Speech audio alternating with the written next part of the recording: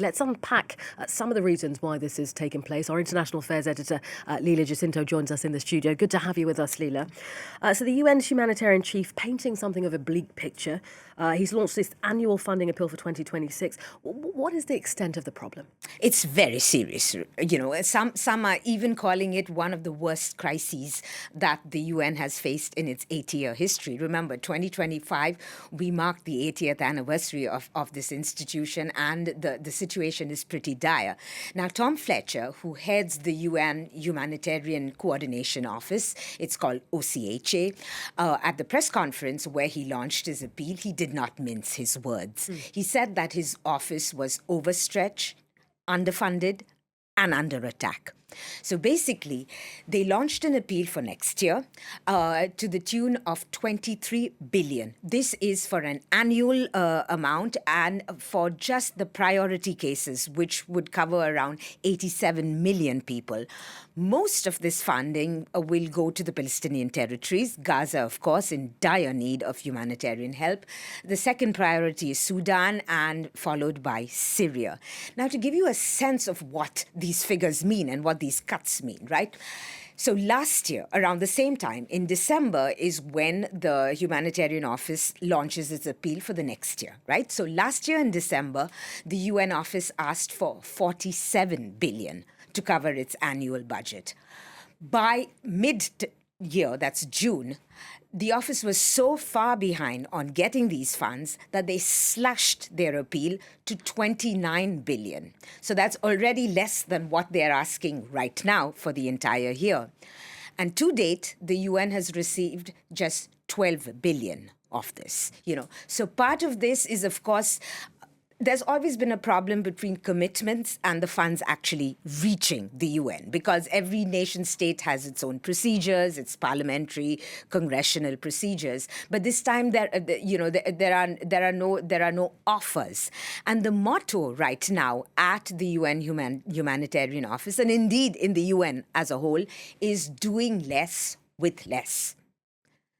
Okay, so doing less with less. What are the solutions then proposed there? I mean, are there other options that can be used to tackle this crisis, essentially? Look, the UN has had a funding problem. This is not new to be, but what has triggered this to this extent is, of course, the cuts that the Trump administration has made, right? The Trump administration has already cut $1 billion in its funding to the UN and is seeking to claw back another $1 billion that Congress has already appropriated. And here lies the heart of the problem, and something that the international community has dodged, which is the UN is so dependent on US funding.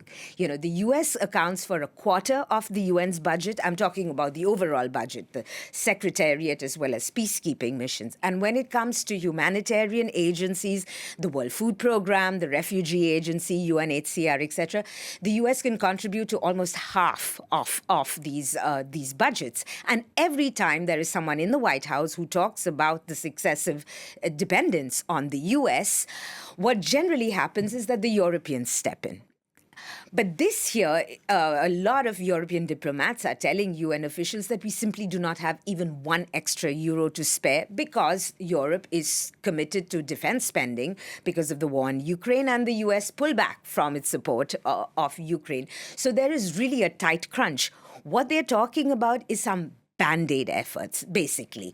Well, Tom Fletcher talked about appealing for donations to private charities and NGOs, but these kinds of sums, one cannot cough that up so quickly. And they are also looking to streamline the budgets and how the UN works. So the Secretary General Antonio Guterres, when there was a General Assembly meeting, he launched this plan called the UN80, which is looking to, streamline the UN operations, fuse some agencies, as well as move some headquarters from expensive cities like New York and Geneva to more affordable cities like Nairobi, where UN can have its headquarters. But all of this is not going to undercut the fact that the UN is going to have a much smaller global footprint in 2026. The sad thing about this is that, we have gone used to the fact that we talk for more than a decade now, of the UN not working, right? And especially the Trump administration wants basically the UN to focus on its core functions, which is peace and stability. That's what the UN was made for, and not on humanitarian missions. The fact is, the UN is the most successful at its humanitarian missions. You know, the Security Council has not been functioning because of the divisions between the Council. You know, we saw this in Syria, Ukraine, Gaza. The UN has not even been involved in peace negotiations of late. You know, the US is increasingly taking this on. So the core role that the UN is supposed to play has been seriously undermined. It's the humanitarian work that the UN does very well, simply because it can reach the places that a lot of NGOs are not able to. And so we're going to see a real drawing down on commitments to populations that are in dire need. Okay, Leela, our international affairs editor, thank you very much indeed.